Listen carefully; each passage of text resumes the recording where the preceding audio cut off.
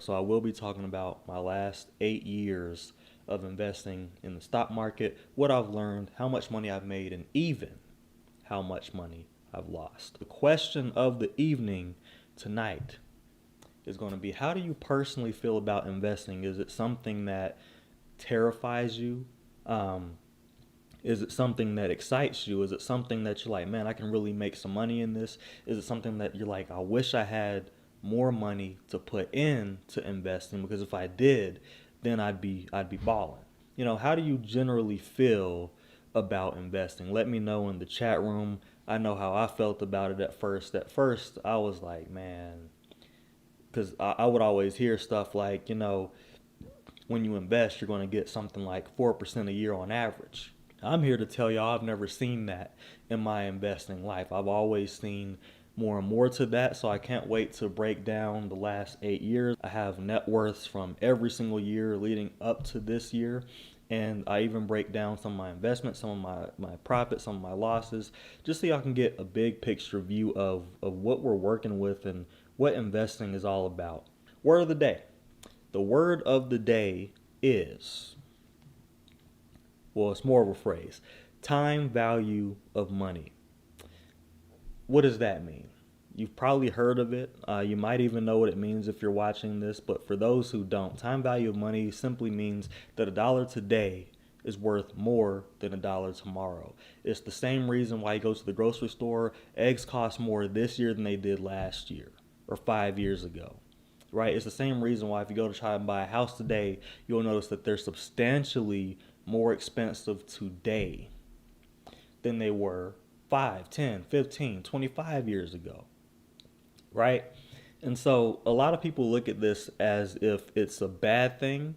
Like, oh man, the world's going against me, buying power's down, I'm not getting a raise as quickly as I should, and so now I'm pretty much having to work more and make more than I've ever made to get the same things that I used to have. That's what it feels like, and for a lot of people, that's how it is. But what if I were to tell you that there's actually a way that you can use the time value of money to your advantage? Because keeping the logic that $1 today is worth more than $1 tomorrow in value, that means that if you put it into something now that then multiplies your money in the future, you will have substantially more money if you do so consistently and if you do so wisely. And that is what I'm here to talk to you about, because I'm definitely not someone who's done this wisely and correctly the entire time I've been investing. And I'm proud to say that, because I'm not some person on the internet that's going to say, I've always had the key, I've always had the answer, I've always known how to invest. I will never say anything like that, because I had to figure it out just like everyone else did. I had to read books. I had to watch hours and hours and hours worth of content. I had to understand what I agreed with, what I disagreed with, who I agree with, blah, blah, blah. I had to look at my own way of thinking. I had to look at my own strategy. I had to look at all these different things on my own. So these 8 years that you're about to hear about, they were not perfect. They were not butterflies and rainbows. They were an absolute mess at the beginning. But as I dialed in and figured it out, it became something beautiful.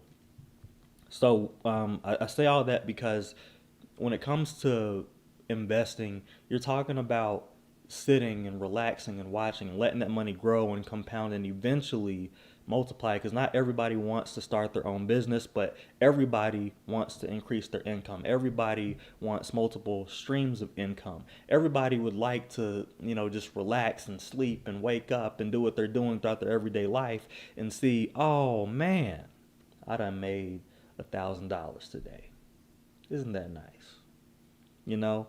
It's nice to look at. It's a good feeling when you look at your phone. Oh man, today my account is up by $1,500. That's more than what most people make at work in a day. Is it like that every day? No, but it is a lovely feeling, and I want to expose you all to what that is like through my own experience. And my hope is that this inspires you to make an educated decision around should you invest or not. So Here is my investing journey from the last 8 years. I hope you all enjoy. So started in 2017. 8 years ago it was 2017, believe it or not. That is actually, I spent most of that year in college. In May of that year is when I graduated. 2 weeks after graduation, bam, started my full-time job. And, I was never the same after that. So 2017, I ended the year with a negative net worth, and it was negative $29,928.36. I told y'all I will be looking down periodically through this video. I want to make sure I have the numbers correct, which I do have them all in front of me right now. And so that was my net worth at the end of 2017. And just a little backstory, when I was in college, that was where I actually learned that investing was a thing, that you could put your money into something and make it grow. I just didn't know how. I asked my professor about it, and he essentially said, well, yeah, your 401k, that's how you do that. Because we were doing problems based on, if Jimmy over here, puts 4% of his income into a retirement account and it compounds annually or whatever the case is, how much will he have at the end of the 30th year? And we had to do calculations like that. It's called engineering economics. Really, really good class, because it made everyone in the class understand in real time why it's so important to invest at all, like retirement accounts, personal investing, all that stuff. We didn't break down what Roth IRAs were, or what 401ks were on a granular level. We just kind of gave hypotheticals. But that opened my eyes to the power behind it, because me being a nerd, I kind of went on my own and did my own math. I was like, okay, so for me, if I'm making this much per year, because I already had it mapped out, right? I already had mapped out how much money I'd be making when I started my career, and I was actually pretty spot on. And I was like, if I just gave 4%, I was like, matter of fact, let's do a worst case scenario. Let's do 2%. How much would it be? And let's say I get, a generous average of 4%. And then I did a 4% a year increase in wages. Then I was like, you know what? The world is crazy. I don't know what's going to happen. What if I got nothing? And then I ran calculations there. And no matter which scenario I ran, because I was so young, the results were substantial as far as being in the millions by retirement. And that's what opened my eyes to it. So when I started my job in 2017 and nothing was the same anymore, that was when I learned I had to wait 3 months to get into my 401k. And I was like, man. So throughout that time, I was kind of stressing a little bit about money. I was making a lot of it, and I was on my own for the first time, which was why I was stressed about it, because I had never had to live in an environment where I'm 100% financially responsible for myself, and everything I do. I had to,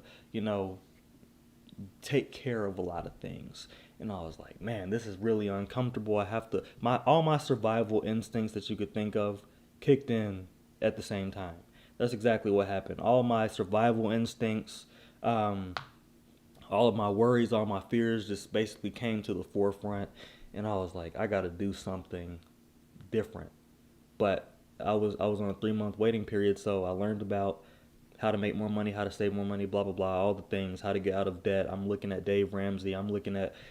There weren't too many people on YouTube at the time talking about money, to be perfectly honest, but I was looking at anything and everything that I could find on the internet about money. I was reading articles. I was looking into self-help books. I was doing so much, and it really got me to a point where I got more business minded, as far as I want to just start my own business, make my own money, not have to rely on no job. That's better than the stock market anyway. It'll get me better returns than the stock market anyway. I didn't know a lot of things at first. So I say that to say, when it was time for me to start putting money into my 401k, I did like half of what the max contribution was in order to get the full company match. So I didn't take full advantage of my company match. And that was the only investing that I knew of in 2017. That was $34,228. So my net worth was negative $29,928. That was my first year getting my feet, literally my toes, dipped into the waters of investing. Then we move on to 2018. This is where things got kind of crazy as far as just me aggressively saving. I was putting money into Acorns, and I had a total of $3,400. That was my account value, and it did go up quite a bit when I had money in there, but I didn't know anything about investing. And I heard about this app called Acorns, and I was like, man, I need something. And like a robo advisor just made sense. Putting your money into a mixture of different assets, essentially, and getting the gain off of that. And I was like, why not? Put a little money here, a little money there. My overtime money was going in there, and I watched it grow. And I was like, okay, it's doing its thing. And I can't remember exactly what percentage it had increased by, but it was a lot in a short amount of time. It was maybe, God, somewhere between 20 and 30%, and we're talking about 8 to 10 months. It was a solid return that I got from that at that time. But I cashed it out because I wanted to save more money. I was obsessed with saving money. As far as investing went, I really didn't have a passion for it, and I was like, this is good and all, but this isn't going to change my life. I did not know better, and if I would have kept on that path and been aggressively investing and putting money into different types of accounts and different assets and things like that, and got out of Acorns and got into maybe Robinhood or Webull or Fidelity, Vanguard, Charles Schwab, one of those brokerages, and started investing into ETFs and stocks and really seeing what I was putting my money into, because I knew about VOO, I knew about VTI, I knew about Apple, Microsoft, Google. I knew all of these companies were hot. I knew all of these ETFs were hot. I even knew about VGT. I knew about so much, but I was so gun shy. I was like, a robo advisor can do it better than me right now. And perhaps that was a wise decision then, but looking back now and knowing what I know now, perhaps it would have been even wiser to be like, okay, while I'm doing this robo-advisor stuff, I'm going to be actively learning how to invest, actively seeing where to put my money at. That's something that I would have loved to see for myself, but that did not happen. So by the end of 2018, I actually went back into all my investment accounts to get this information. I did round quite a bit of the numbers just because I don't think y'all really care too much about dollars and cents. I did put the cents in though when it came to net worth. So for 2018, I had $3,400 invested in Acorns. I had a total of $7,100 in my 401k account. My debt was negative $25,983, and I paid quite a bit of my debt off. I was being very aggressive with it, and my net worth was $7,561.52. That's quite a ways away from the negative $29,928 that it just was. So I went pretty hard my first few years out of college because I had something to prove to myself. I had things that I wanted to do. I wanted to be the guy for my family to be able to lean on when they needed money. And I specifically mean my close family members that, I care about more than anyone in the world. Just to be perfectly frank, this idea wasn't just for anybody who needed it or anybody who was going to just reach out to me asking for money. I even had someone who used to be a close friend of mine back in the day, but then, things happened, had a falling out. But he was like, yeah, I need rent money. I was like, rent money? I was like, nah, see, that ain't gonna work. So what I'm saying is I had good intentions and a big heart, but I wasn't naive with it to where I was giving anybody money, even people that I didn't trust. It wasn't gonna work like that. It just wasn't. So if I had it, I was gonna help out. If not, it just was what it was at the time. But I still had a clear goal as far as building my net worth, building my financial wisdom and literacy, and also my investing knowledge and whatnot. But I also wanted to have something on the side to help some good people out. So hopefully that makes sense. That was year of 2018. So went from negative $29,000 to $7,500 at the end of 2018. That's a crazy transition, but I made it happen. What's crazy is in 2019 some things happened. You know what I'm saying? My net worth actually dropped a little bit, just a little bit. But my 401k, I had $12,731.89 at the end of 2019. But that was my previous job. I left the job that I was just talking about, where I said nothing was the same anymore. I left that job, and what I did was I went across the country, worked at a much better job, made a little more than what I was making at my previous job, and I was working half the time. Then that led to a promotion a few years down the line, which led to more investing, which we'll get into later. But all you need to know is I had two 401ks, and by the end of 2019, I actually took this 401k seriously. So by the end of 2019, I had $6,000 in my 401k account for my current job. My net worth was $5,631.89. What happened? I had to pay some money out of pocket to move across the country. That's what happened. That's precisely what happened, as a matter of fact. And it was honestly the best decision I've made, not just financially, but mentally, spiritually, physically, all that stuff. I could work out more. I had more freedom to do what I wanted to do. Had time to, just relax, have fun, work out, explore different hobbies, make YouTube. This is where this channel was produced in 2019. That was when I first started this channel. To be, as a matter of fact, it was March of 2019. That is what we were working with, folks, in 2019. That was my investing journey. And as you see, in 2019, there was no acorns. There was no nothing. I had cashed out the acorns in 2018, put it into my savings account, probably to help me move across the country. I really don't remember the specific reason. Maybe I just wanted to feel more comfortable having that cushion of an extra almost $4,000, which, at the time, could you blame me? 22-year-old Reggie trying to figure life out, about to turn 23. I need to figure something out. That was me in 2018. But anyway, that was what I just talked about was 2019. And yeah, my cash was still looking pretty good. Had about 11.5 thousand in my account. But then 2020 happened. What happened in 2020? Well, my 401k got to $14,798.74. That's my old 401k, right? Then my new 401k, $12,100 by the end of the year. Because as we know, the market dropped substantially in 2020. Everybody was freaking out. I kept putting money in because by this time I knew better about how investing worked. And once the stock market crashes or falls, that's when you want to get aggressive. And once you do that and it recovers stronger than ever, like it always does. And you make a lot of money from it. And so I stayed on the course. And you'll see that it actually helped me out a lot with compounding up to where it is today. This is when I started my Webull account, y'all. 2020. I started with $200 in a dream. Then I put a little bit of money here and there in my Webull account as time went on. Started with, by the end of that year, it was $371.53. And do you know, I only profited like $37 from my first year in Webull. It was actually June of 2020 when I started investing into my Webull account.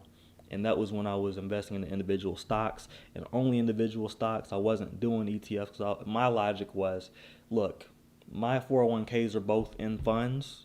So for myself, I'm going to see what it's like to invest in individual stocks and just see where it goes. And I was invested into like Visa. I was invested in the check for a short amount of time. I was invested in the Bank of America. I was invested into quite a few companies, not all in 2020, but just like I'm telling you what my first investments were and my thought process behind those. I was very much into like fintech, which is financial technology. I was into a lot of different things, but that was what my Webull account started with, y'all. $371.53. My first ever stock I bought was $200 flat. It was Visa, and that was my first investment. And then throughout the rest of that year, I would just buy a little bit here and there. And I think I bought a lot of Bank of America because it was like on the cheaper side. It was like maybe $25 or something like that, maybe less. So I just kept putting money into those. And I saw a return, a $37.52 return. That's what I got. That was what I got for profit for my first year of investing. So as you can see, it does not start off big at all. I didn't have that much money to begin with. I didn't have a lot of free money when I first moved out here. And in 2020, I was penny pinching like crazy too because I didn't know what was going to happen. I didn't know if layoffs were going to happen. I didn't know. Luckily, thankfully, I was blessed and that did not happen. But that was 2020. So let's talk about, oh, and I also need to mention that in 2020, that was when they started putting holds as far as debt interest goes. So I did not put a single dollar towards my debt just because of the simple fact that I wanted to put more money towards myself, my education, my investing, and that paid off because I'm not going to get a medal just because I pay off my student loan super quick.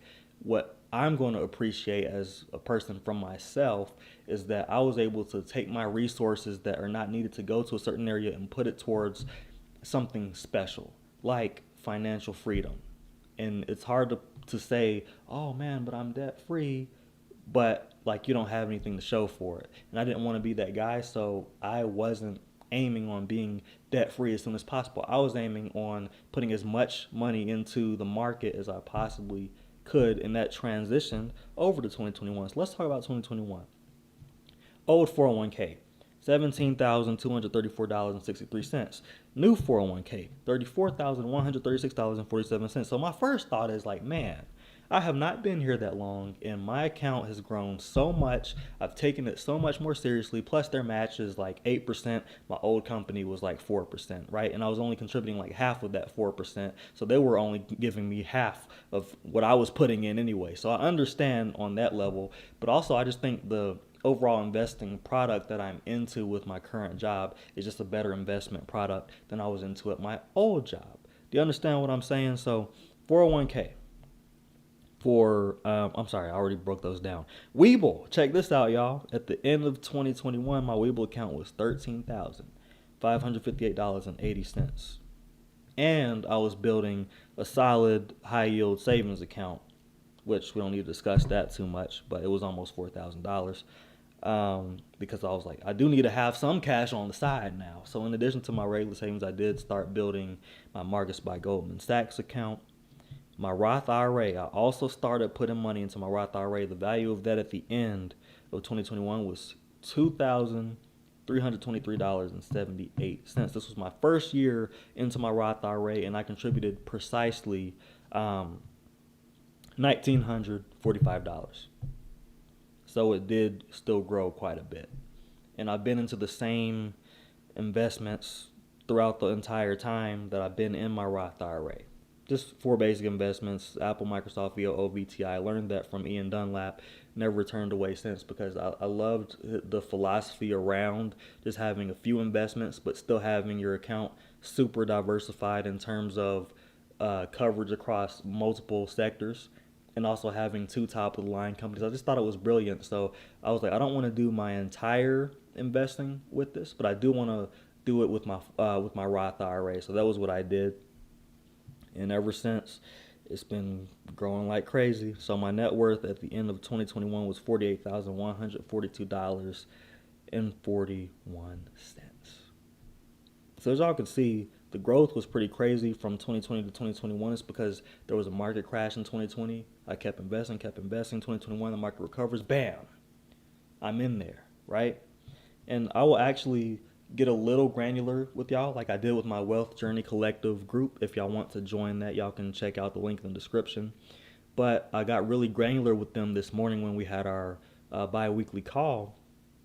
And I went over every mistake I ever made, every loss I've ever had, and all the gains I've had, and what all my profits look like just within my Webull account alone, from my first investment to my investment right now to how my investment strategies have changed, what constitutes an adjustment in your investment strategy. Really got in depth, really got into some extreme detail there as far as that goes. In 2022, the market crashed pretty heavy in 2022. It was almost like part 2 of 2020, right?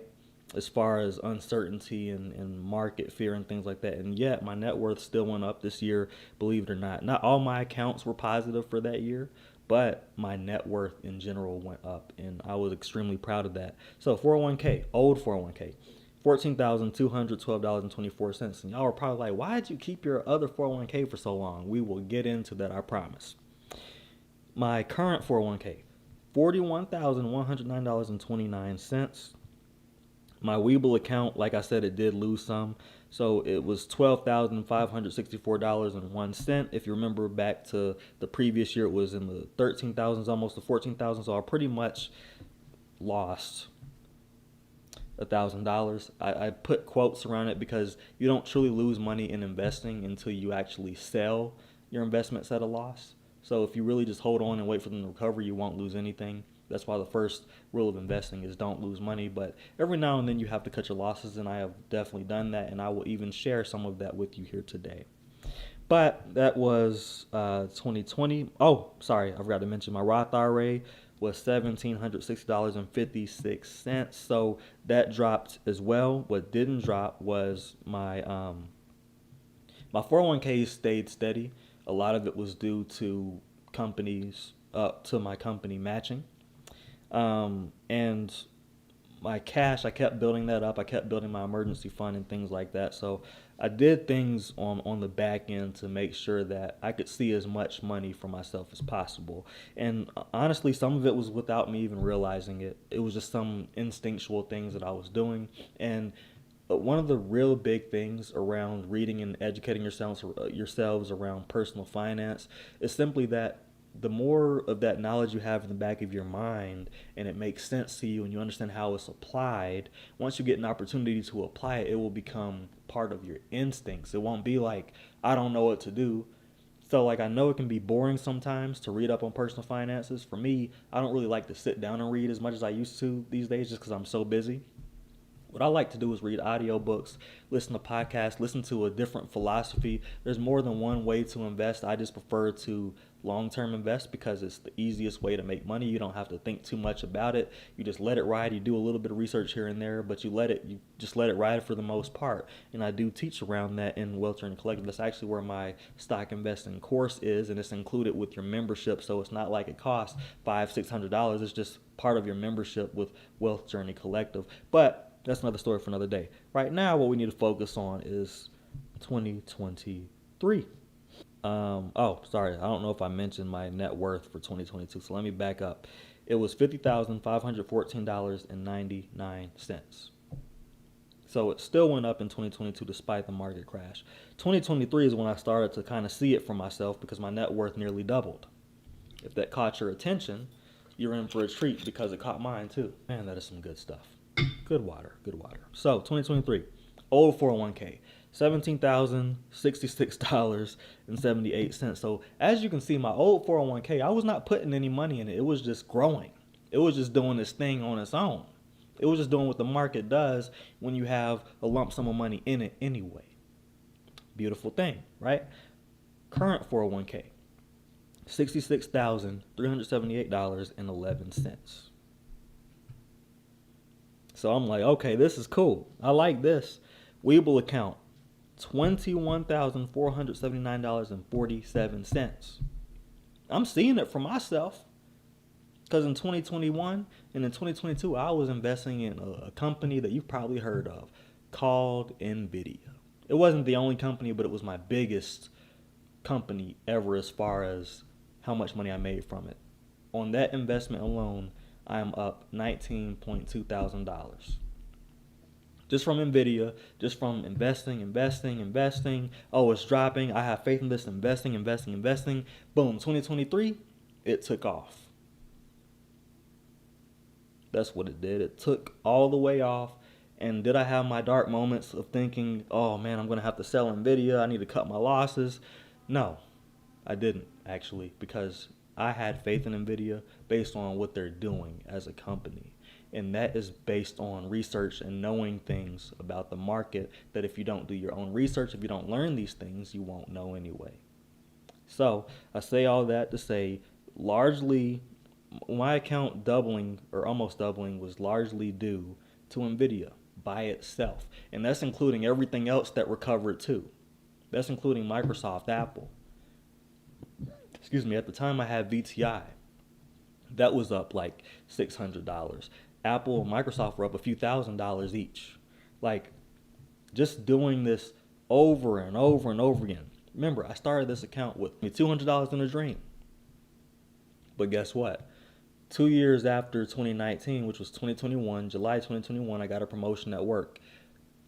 I am of the thought that I'm not going to increase my expenses just because I've increased my salary. So now I can keep living like I did when my salary was like, I don't know, maybe 30K less or so, something like that. I can live the same way I lived in, just super comfortably, and the rest of that money doesn't exist to me. It's going straight to the stock market. It's going straight to the savings account. It's going straight towards that. It's going towards something productive, but y'all know me. Most of that went to the stock market. And because it did, I was putting like $12.50 a month. I was being aggressive about it. I really wasn't maxing out my Roth IRA. Even if you look at the funding of my Roth IRA, 2021, I put some in there. 2022, I put nothing in there. 2023, I put 2,000 in there. 2024, I maxed it out. And this year, I'm on pace of maxing it out again. And that will 100% happen. I even planned it out since the beginning of the year. So that's a lovely thing, and that's a great thing to know. That was 2023, y'all. Y'all saw, let me tell you my net worth. God, I'm bad about that. So, net worth for 2023, $95,530. That is how my net worth evolved. In 2023, I was 2 years younger. I would have been 28.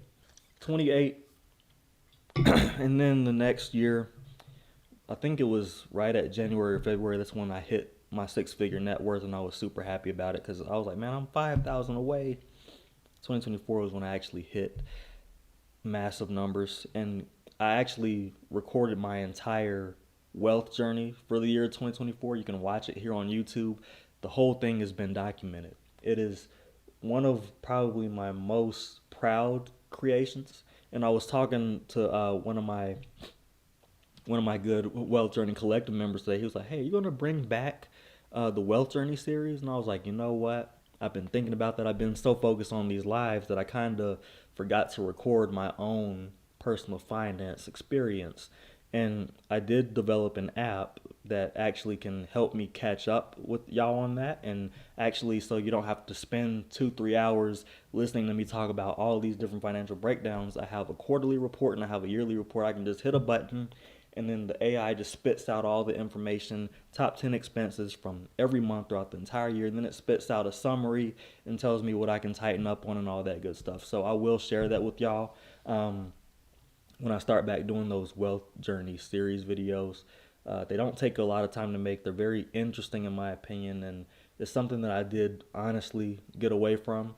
So I'll have to start doing that. But I did document the entire year of 2024, what it looked like, what my struggles were, what my financial vices were. Spoiler alert, it was DoorDash. And another thing was perhaps the fact that I was manually doing my budget, and I hate manually doing budgets. Like, genuinely hate it, because even if it takes 30 minutes of my time, I'm like, man, I could have spent that 30 minutes working out. I could have spent that 30 minutes doing anything else that I find more enjoyable than sitting down, looking at my computer, typing away. I've created something that'll give you what you need to know in seconds, and accurate, pulling directly from your bank account. And I use Plaid's technology in doing this, and I had to submit a bunch of paperwork and make a lot of different things happen in order for Plaid to approve my app and all these things. And now Plaid is embedded on my app. It's a lovely thing, and I wish I would have. Well, actually, I don't, because I did document that entire process. It's on Wealth Journey Collective, but not to commercialize my products or anything, but I am an entrepreneur at the end of the day, first and foremost. So I do want to let y'all know what value adds I have coming up for you. Do they cost money? Yes. Will it change your life? Yes. Yes. We talked about consumerism in the last call, in the last live, I mean. So you probably know exactly what I mean when I say that. But 2024, my net worth at the end of the year was $154,998. 2024 was a special year because I was actually learning on the go, and I was like, man, I need to transfer my 401k over to my current 401k. Then I went to it and I was like, oh man, it's half and half. Like, it's literally half traditional, like regular 401k, right? And then the other half is a Roth 401k. and the half that was a Roth 401k was like $8,000. So I'm like, I'm transferring this over to my Roth IRA. I didn't know that. And so immediately I thought back to the years where I didn't take my Roth IRA as seriously because I skipped, like I did, I put $1,945 in 2021. Then I didn't put anything in at all in 2022. 2022 was a tragic year for me, by the way. It was terrible. I lost a very close family member. There was a lot of stuff I went through in 2022. But 2023 bounced back, got $2,000 in there, boom. And then 2024, that was when I maxed it out. And I'm going to max it out every single time it was, as often as I possibly can. I do know the backdoor Roth method, so I will be doing that once my income is too much to max out my Roth IRA the natural way, I guess you could say. But yes, that is what happened. I kind of lost my train of thought, but 2024, when I did move over the 8,000 over, I was like, man, I can replace at least 1 year. 1 year and a little more, because you know the max Roth IRA is different every year, or every few years, because at one time the max was 6,000, then it was 6,500, then it was 7,000. So between that time, at some point it was 6,000 or 6,500. So my mind was like, oh, I'm making up for the past. I'm transferring this money over, and it's going into these same 4 investments. So even though it's going to kind of constrain my earnings a little bit because I'm putting a lump sum in now, in the future it's going to grow so much. And based on the dollars plus that I put my own money in there, and when I say own money, I mean out of pocket, I've gotten $6,300 back. So that's a great return. That's like 40 something percent. But that's over just a few years, and that's over me not taking it that seriously for half of the time, more than half of the time that I've had this Roth IRA. That's what we got to start thinking about. So imagine if I did take it seriously from the beginning, right? And then you add an additional 8,000 on top of that. Now we're talking. But I will say it looks like my earnings are a little truncated just because of the simple fact that I put so much money on top of it in the middle of me having my Roth IRA. I could have waited for a market crash. I didn't want to do that because I was like, look, I'm not going to touch this till I'm 59 and a half anyway. Might as well put it all in now. When I'm 59 and a half, I'll be a very happy, wealthy man. Why not? You know what I mean? So that was what I did. I did that in 2024, and I actually show it on the Wealth Journey series that's here on YouTube. So check that series out if you have not already. It is it's in a playlist form, so you can watch it very easily from episode 1 to I think I have like 30 something episodes. Of course, I kept doing my Webull thing. Of course, I kept doing my Roth IRA and my high yield savings account, blah, blah, blah. End of story. My net worth went up. I just don't want to rehash it too much just because I have an entire series dedicated literally to 2024. 2025 was kind of skipped, but I will make up for that because 2025 is not over yet, and I still have the technology to show you all what 2025 looked like in a nutshell and what improvements I made from 2024, what vices I still didn't recover from in 2025, and what I plan moving forward in 2026. Life is great, y'all. Life is great. 2025. The last time I checked my net worth, which was last month, like the end of last month, it was $174,000 and some change. Well on my way to $200,000. So, my Webull account has more than doubled at this time, and my Roth IRA is looking tremendous. So I'm going to actually go into a little bit of what the thumbnail was about. Buy, hold, sell. It's literally that simple. So my net worth increased this year by over $20,000 through a market crash, even in April, March and April, I think. And I actually, at the top of the market, when I saw like really big returns towards the early summer, I sold like 77 shares of NVDA to put into my business and to, just kind of buy some things for myself. Really doubled down on my hobbies and just enjoy my money for once. That was something I had a very hard time doing. But also, to balance out my portfolio, because I have a certain amount that I want of my portfolio to be, sorry, I just knocked the mic over, but I have a certain amount of money in my net worth that I want to be in the stock market. and let's say that that number is like an aggressive number like 60%. Well, at the time, that number was like in the 70 and 80%. I was like, no, I need to cash some of this out and put the money into cash so that I balance out my portfolio. So now my cash is representing the percentage that it's supposed to be. And that happens sometimes when your investments really outperform your expectations. So now you have to do something with that money to keep yourself balanced, because you need to focus on having a certain percentage. It's specifically up to you, right? There are guidelines out there, but it's also specifically up to how much cash you want to be holding. I don't believe in being cash poor. I do believe in being somewhat restrictive around how much cash you have, though. Like, just because you can have $100,000 in cash doesn't mean you should, especially if you know about how to build wealth. That's wasting money, because a dollar today, right, is worth more than a dollar tomorrow. So if you just let that sit in a bank account, you're losing money. By all technicality, you are 100% losing money. I'm a little congested, but I guess I get congested when I get passionate about things. Every time I get up here, my nose starts acting up. But that's another story for another day. What you need to know is this: I keep a good amount of cash on me to stay comfortable in case of emergency, or in case I need to help somebody out real quick. But also for future family building, for future wedding, future marriage, things like that. Like, I have my goals in mind all the time. I have them in front of me all the time, and that is one of the reasons why I really love this iPad. I didn't really know what I would use it for at first, but I did. When I cashed out NVDA, I did spend some of that money on this iPad, and it was worth every penny. It makes me so much more productive for some reason. Don't really know why, or if it's just like a placebo effect, but it's really been awesome. But anyway, I keep my goals in front of me, and so I know how much money I want to have saved, and I have a reason for why that money is saved, if that makes sense. So save with a purpose, balance your portfolio out with a purpose. That was what I wanted to say about buy, hold, sell, because if you hold it and then you sell it when it's appropriate to do so, you're good.